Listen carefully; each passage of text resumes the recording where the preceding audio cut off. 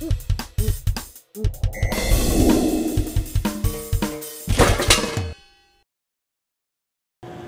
how you doing? This is Tony Lusardi, and welcome to www.lusarditraining.com, and welcome into Lusardi's Health and Training Center back at the gym. What I'd like to do is just explain a little bit about kettlebell versus dumbbell training. The dumbbell training is a handheld item, very common in the gyms today, and in the past also. Very good, vast array of handheld weights that you would see at dumbbell racks right behind me here. Kettlebells are right here. Were introduced a while ago, probably before the dumbbell training era, which is Russian kettlebells, or originally called Russian kettlebells. And there are specific differences to two items here.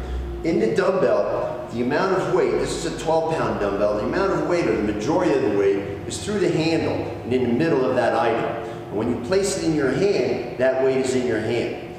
In a kettlebell, the majority of the weight is distributed around the circumference of that ball. And just by holding it on top of the handle, places that weight away from your hand. And just in those few inches of differences makes a huge difference on how your shoulders, your arms, your hips, your legs are going to be used.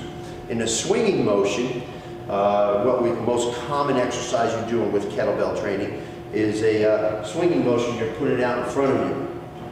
If I were to use a dumbbell in that motion, that weight would be closer to my shoulder, which is really the point of movement in the body, okay? If I use a kettlebell, I'm placing that 25 pounds away from my hand, a little bit further than, say, I would use as a dumbbell.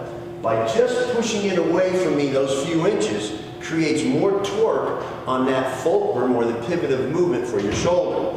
Thus, even though the weights may be the same, you're getting more work done because you're distally placing that weight away from the point of pivot, which is your shoulder. So by using a kettlebell in swinging motion, you'll be producing more work, more effort for the muscle to do, getting more out of it than, say, using a dumbbell for that movement.